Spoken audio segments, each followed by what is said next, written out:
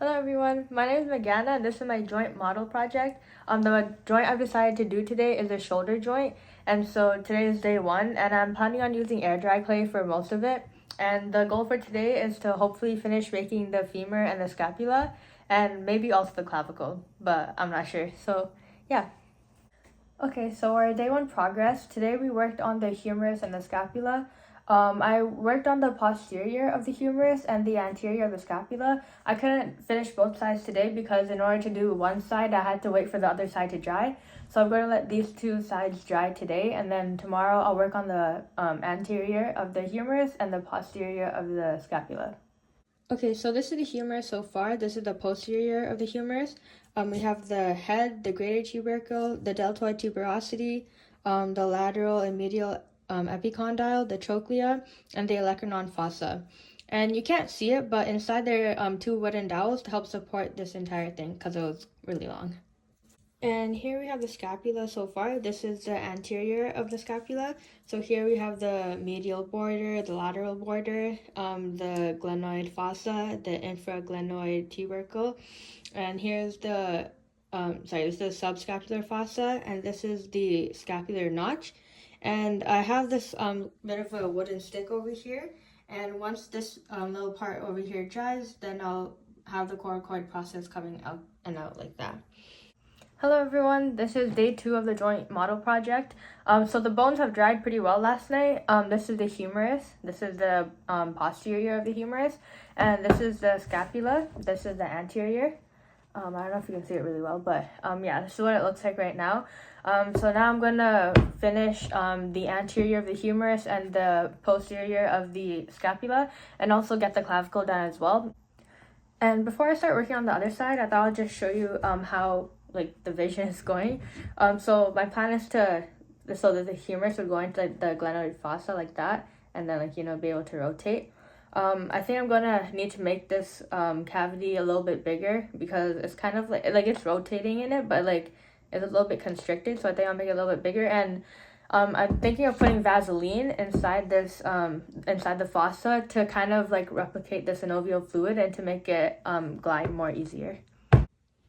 Okay, so this is the day 2 progress of the humerus. Today I made the anterior of the humerus.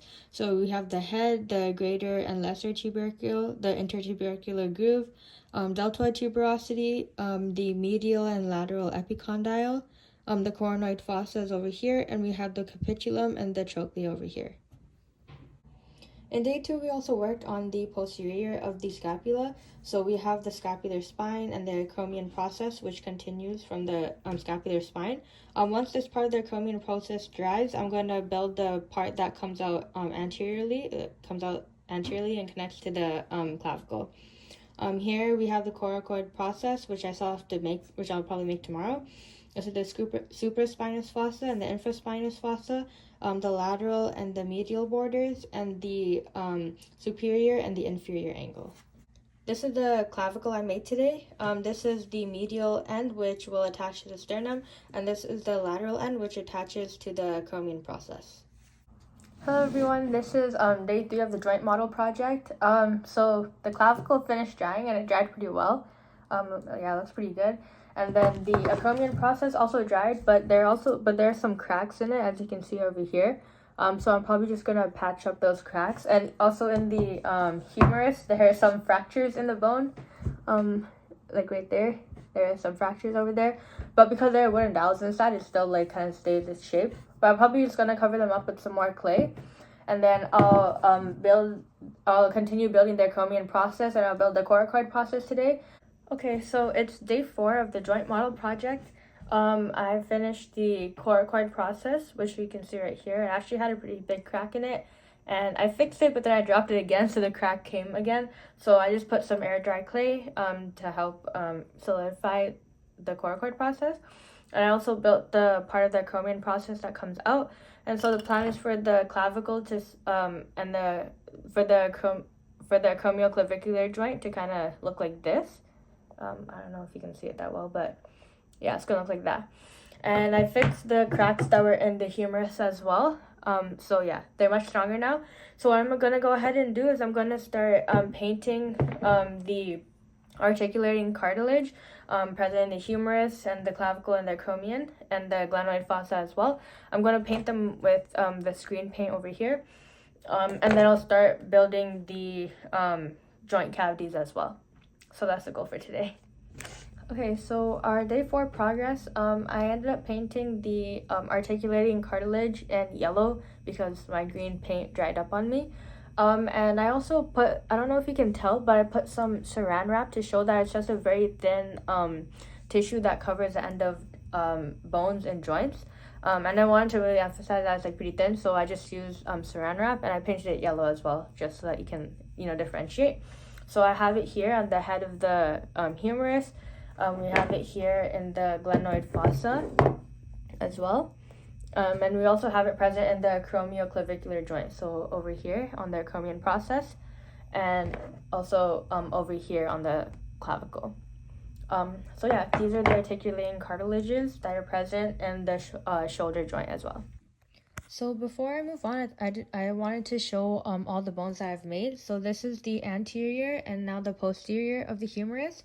As you can see the various landmarks on the humerus. And this is the anterior of the scapula. And this is the posterior of the scapula as well. And so these bones together, I'm hoping that they'll look something like this and become a full functioning shoulder joint as well. This is day 5 of the joint model project, and we have all the articulating cartilages on our 3 bones. And so today I'm going to work on the joint capsule.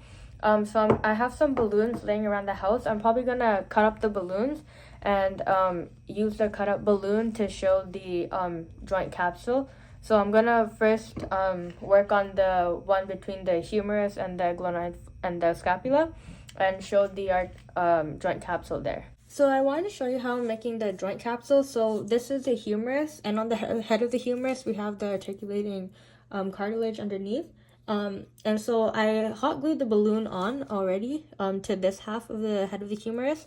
And so what I'm going to do is I'm going to kind of put the humerus into the glenoid fossa. And once I'm happy with it, then I'm just going to pull back the balloon over like here. And then I'm going to go ahead and hot glue on the balloon over here. And so that would be the joint capsule built. Hello everyone. So this is the 6th and final day of the joint model project. So the balloon idea ended up not working because it didn't allow for the full range of motion of the femur.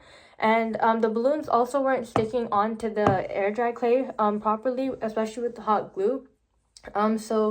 What I decided to do now is instead of using balloons, I decided to kind of make a bunch of use a bunch of rubber bands, as you can see right here. And I have a piece of paper that's paper can glue on easily, but not these bands. So I glued on paper, and then on top of the paper, I'm going to glue on these. And then after that's done, I have the femur. And because I can't hot glue anything onto the air dry clay, it's not sticking. So I was able to glue on this piece of cloth. And onto this piece of cloth is, once I put the femur inside, then I'll hot glue each individual string onto the cloth. Then it should be able to rotate pretty freely. Okay, so this is the final model of the shoulder joint. I ran into a lot of troubles in the end because everything started like falling off and breaking. I didn't realize air dry clay was so like brittle. So the coracoid acromion process, they both fell off. The humerus broke in half, so I had to so that's why everything kind of looks really patchy right now. But anyways, this is the joint capsule, as you can see over here. And the clavicle also broke, so I had to join it all back together. So basically, I just wanted to show you the different movements there are that the shoulder joint can do. So we have abduction, adduction, we have flexion, we have extension, we have internal rotation, which kind of looks like that. And we also have circumduction, which like that. So yeah, I'll show a more more in-depth look of the joint, but yeah. So this is the final model of the shoulder joint. As you can see that there are three bones involved, the humerus, the scapula, and the clavicle. I have also attached the ligaments, and I'll give a closer look at them as well. So these are the four ligaments involved in the shoulder joint. We have the acromioclavicular, which is between the acromion process and the clavicle. The coracoclavicular, which is between the coracoid process and the clavicle. The coracohumeral, which is in between the humerus and the coracoid process, and the coracoacromial, which is in between the acromion process and the coracoid process. And we can also see the glenohumeral joint capsule as well.